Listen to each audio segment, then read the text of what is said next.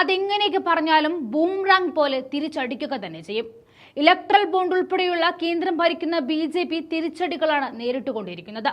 മദ്രസ പഠനം ഭരണഘടന വിരുദ്ധമെന്ന് ചൂണ്ടിക്കാണിച്ച് അലഹബാദ് ഹൈക്കോടതി UP സർക്കാർ board of madrasa education act റദ്ദാക്കിയ കേസിൽ സുപ്രീം കോടതിക്ക് മുന്നിൽ മാനേജേഴ്സ് അസോസിയേഷൻ മദാരിസ് അറബിയയ്ക്ക് വേണ്ടി ഹാജരായ അഭിഷേക് സിംഗ് സേവി ചോദിച്ച ഒരൊറ്റ ചോദ്യം അതിന്ന് വർഗീയ ഭരണാധികാരികളുടെ വായ് അടപ്പിച്ചു കളഞ്ഞു.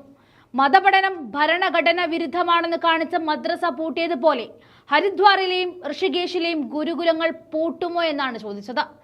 ഈ ചോദ്യം യഥാർത്ഥത്തിൽ ഉത്തർപ്രദേശിലെ മാത്രം ബാധിക്കുന്ന ഒന്നല്ല, രാജ്യത്തെ മുഴുവൻ ആരായുന്ന ചോദ്യമാണ്.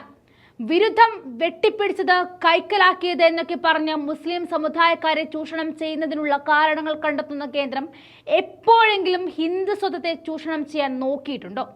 ഇല്ല എന്ന് തന്നെയാണ് ഈ ചോദ്യത്തിനുള്ള മറുപടി. ഇതിൽ നിന്നും രാജ്യത്തിന്റെ നെറുകയിൽ കറപിടിപ്പിക്കാൻ നോക്കുന്ന വർഗീയത മനസ്സിലാക്കാൻ കഴിയും. കൂടാതെ സിംഗ്വി അലഹബാദ് ഹൈക്കോടതിയുടെ നടപടികൾക്കെതിരെ ഒരു 100 കാര്യങ്ങളാണ് നിരത്തിയത്. 120 വർഷമായി വിദ്യാഭ്യാസ രംഗത്തുള്ളതാണ് UPയിലെ മദ്രസകൾ. പൊടുന്നനെ അവ നിർത്തലാക്കുന്നത് 17 ലക്ഷത്തോളം വിദ്യാർത്ഥികളെയും 10,000-കണക്കിന് അധ്യാപകരെയും ബാധിക്കുമെന്നും ആധുനിക വിദ്യാഭ്യാസം UP മദ്രസകളിൽ നൽകുന്നില്ല എന്ന കോടതിയുടെ കണ്ടുപിടുത്തം തള്ളുകയും ചെയ്തു. കൂടാതെ കേസിൽ പൂർണ്ണമായ നടത്തിപ്പും സർക്കാർ ഫണ്ട് കൊണ്ടാണെങ്കിൽ മാത്രമേ ഭരണഘടനയുടെ 28ാം അനുച്ഛേദ പ്രകാരം സർക്കാരുകൾക്ക് മദ്രസയുടെ പൂർണ്ണ നിയന്ത്രണം ഏറ്റെടുക്കാനാകൂ എന്നും, എന്നാൽ അതല്ല സ്ഥിതിയെന്നും മുൻ അറ്റോർണി ജനറൽ മുഗൾ റഖ്ബി ബോധിപ്പിച്ചു.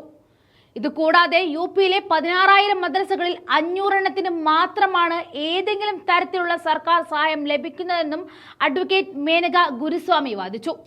മുതിർന്ന അഭിഭാഷകരായ ഹുസൈഫ അഹമ്മദിയും PS പട്വാലിയും ഇതിന്റെ മദ്രസകൾക്കായി വാദങ്ങൾ ഉയർത്തി. കേസിൽ വാദം കേട്ട സുപ്രീം കോടതി കേന്ദ്രത്തിനും അലഹബാദ് ഹൈക്കോടതിക്കുമെതിരെ തിരിച്ചടിച്ചു. നിയമത്തിന്റെ വ്യവസ്ഥകൾ മനസ്സിലാക്കുന്നതിൽ ഹൈക്കോടതിക്ക് പിഴവ് സംഭവിച്ചെന്ന് ചീഫ് ജസ്റ്റിസ് DY ചന്ദ്രചൂഡ് അധ്യക്ഷനായ ബെഞ്ച് ചൂണ്ടിക്കാണിക്കുകയും ഹർജിയിൽ വിശദമായ വാദം കേൾക്കേണ്ട ആവശ്യമുള്ളതിനാൽ കേന്ദ്ര സർക്കാരിനും UP സർക്കാരിനും നോട്ടീസ് അയക്കുമെന്നും സുപ്രീം കോടതി വിധി വന്നു. കൂടാതെ 17 ലക്ഷത്തിലധികം വിദ്യാർത്ഥികളെ പെട്ടെന്ന് സംസ്ഥാനത്തെ സ്കൂളുകളിലേക്ക് മാറ്റണമെന്ന കോടതിയുടെ ഉത്തരവിനെ അസാധ്യമാണെന്നും സുപ്രീം കോടതി വിലയിരുത്തി. കോടതി ജൂലൈ 2ാം വാരം കേസ് വീണ്ടും പരിഗണിക്കുമെന്നും അറിയിച്ചു. ഇലക്ഷൻ തുടങ്ങുന്നതിന് മുൻപ് ഓരോരോ ബോംബായി കേന്ദ്ര സർക്കാരിന്റെ തലയിൽ തിരിച്ചടികൾ വീണുകൊണ്ടിരിക്കുകയാണ്. BJP പ്രതിപക്ഷത്തെ ED വഴി പൂട്ടാൻ നോക്കുമ്പോൾ ഇവർക്ക് പൂട്ടുവീഴുന്നത് മുഴുവൻ അങ്ങ് കോടതിയിൽ നിന്നുമാണ്, അതും സുപ്രീം കോടതിയിൽ നിന്നും.